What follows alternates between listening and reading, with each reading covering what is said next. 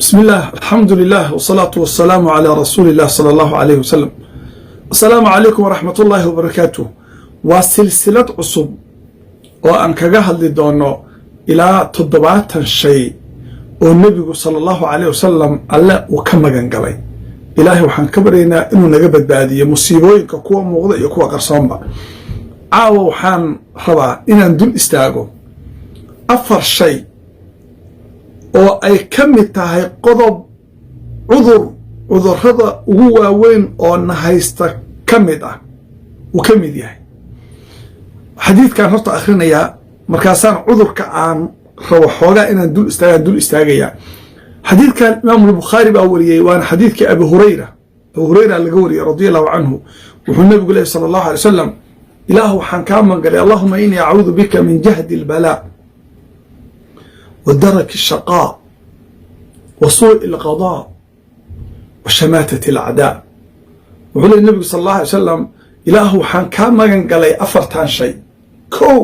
إله وحان كامن قلي من جهد البلاء بلايا نبك بدن يا أرق بلايا أرق وحال جهد البلاء بلايا أرق وحال قوضا إن يكون عضو إباتو آذن قادي كرين وآذن أدل قادن كرين والله ولا يرطو وحال هذا جهد البلاء بلاي هذا لبعته وعذر ومشكله وإيشوس وحيابه ووين وأرق وآذن قادي كرين وآذن كبحي كرين سيدي إلهي ويري يا ربي يو ولا تحملنا ما لا طاقة لنا به إله وحنا أوذن هنضل صارين وهل هذا جهد البلاء لبعتها أما هنقط الجركاجة أما هنقط الدين هذا أما هنقط أولاد هذا أما هنقط مال كاجة نب ورس أو آذن أوذي كرنا ضوء كيسته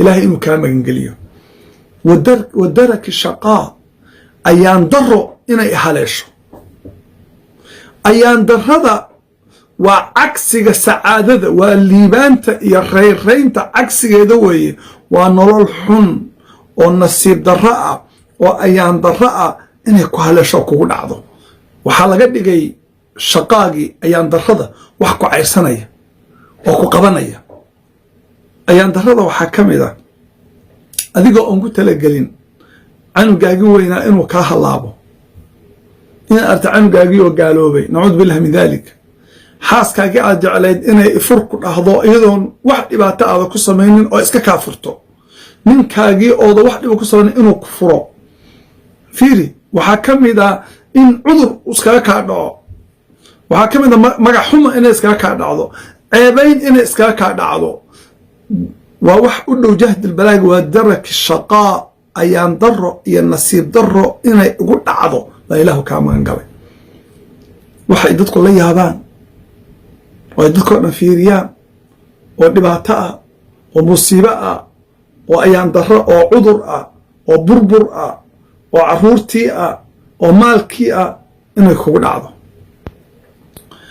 wuxuu nabigu leeyahy sala allahu alay wasalam wa suu'i alqadaa iyo xukun xun xukunka xun waxaa laga wadaa qadarta ilaahay inaad allow igu rido oo igu dhacdo wax xugun ah oo xun baan kaa magan galay suuil qadaaga waxaa la yidhi waxay noqon kartaa inaad adigu xukunto xugun xun uu kaa soo fulo judgment xun inaad samayso ama in ilaahay kuu xukumo xugun xun oo aan ku farax gelinin oo ku murugo gelisa afartaa markuu nabigu ilaahay ka baryay saddexdaa markuu ilaahay ka baryay ayuu wuxuu yidhi washamaatat alacdaa iyo cadowgu inuu igu wiirsado inuu igu farxo in ugu jeesjeeso ilaah waxaan kaa magan galay cadow inuu ugu jeesjeeso nebi muuse walaalkii haaruun markuu intuu ka tegey oo ilaahay aaday inuu la soo kulmo oo ilaahay la hadlo uu soo noqday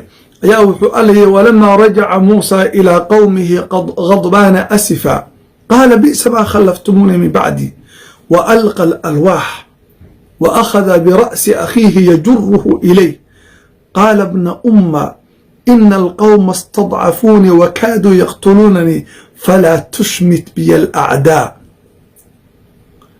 فيري فلا تشمت بي الأعداء. آياتك واتي أهي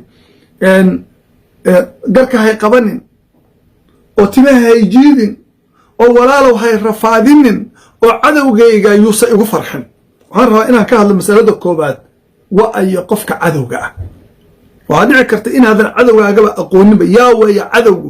waxaa la yidhaahdaa qof kaste oo markii wax wanaaga ay kugu dhacdo ood hesho oo aad guul gaadho ka naxaya oo ay murugo gelinayso, markii musiibo iyo dhibaato kugu dhacdana ku farxaya waa cadowgaaga.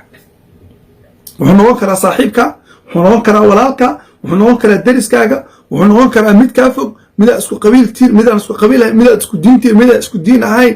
بغض النظر عن معتقداته ومقدماته وعلاقته معك ووح حريرك إذا كان حيو دان إيضا لا فيرينين. قفك هدو كفرحو دبكاغا oo ka naxo guushaada waa cadowgaaga. ilaahay ka magangal inuusan cadow kuu jabinin oo cadowga ay kugu sheekaysanin oo aan cadowga kugu farxin. ilaahay ka magangal. waxaan kale oo idinka naseexaynaya nafteedii idinkaba, qofka walaalkeena markay dhibaata ku dhacdo inaa ku farxin. dad waxaa naga mida qofka la xira ku farxa, oo qofka keys lagu soo oo ku farxa, oo qofkii reerkiisa fura ku farxa, oo qofkii maxaan ku dhahaa ilma ka halaaba ku farxa. ma maqasheen waxa dhacay?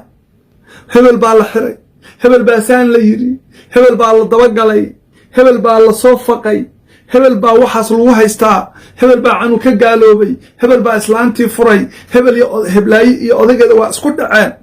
dad waxaa jira ka shaqeeya inayba ayagu ay noqdaan cadow dadka muslimiinta ah ku wiirsada oo ku jeesjeesa. markaasi waxaa tahay cadowga muslimiinta baa tahay. ma fiirso walacalla in ilaahay kula dagaalamo, sababta waxaad la dagaalamaysaa dad muslimiina, waad la dagaalamaysaa. fiiri qofka dembigiisa iyo dhibka uu galay iyo mushkilada haysata iyo dhibaatada ku dhacday, ilaahay ka maangal inayna kugu dhicinoo ilaahay uusan ku imtixaamin. nabigu markuu arko qof imtixaaman wuxuu dhihi jiray ilaahayga waxaa mahadle iga caafiyey wixii uu kugu imtixaamay. ilaahay uu shukri, laakiin ha ku jeesjeesin. waxaad iska ilaalisaan in aad cadowgaaga, qofka cadowgaaga ah haddii uusan ahayn cadowtinimadiisu cad tahay oo muxaarib oo kula dagaalamaya, oo gaal kula dagaalamaya, oo muxaarib oo xarbi oo dagaal kugula jiro hadduusan ahayn, inaada qofka walaalka ah ku farxin. adigana alla aad ka maangasho inuusan cadowgaagu kugu farxin. ilaahay waxaan ka baryayaa, rabbi waxaan ka baryayaa, asagaa awoodda loo kownkaan maamula, asagaana maalin cirid ah oo kulul qorax hoosteed dadka dhan isugu keeni doonaa.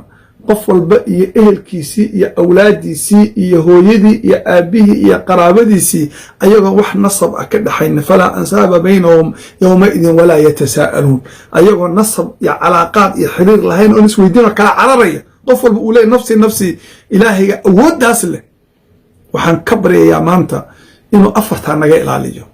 jahdi lbalaa, dhibaato aanaan awoodi karin inay nagu dhacdo. daraki shaqaa, ayaan daro iyo nasiib daro inay nagu dhacdo oo ay nagu timaado, oo mustaqbalkeenna iyo nolosheenna iyo reerkeenna iyo caruurteenna iyo maalkeenna iyo sumcaddeenna iyo sharafteenna ay dhaawacdo.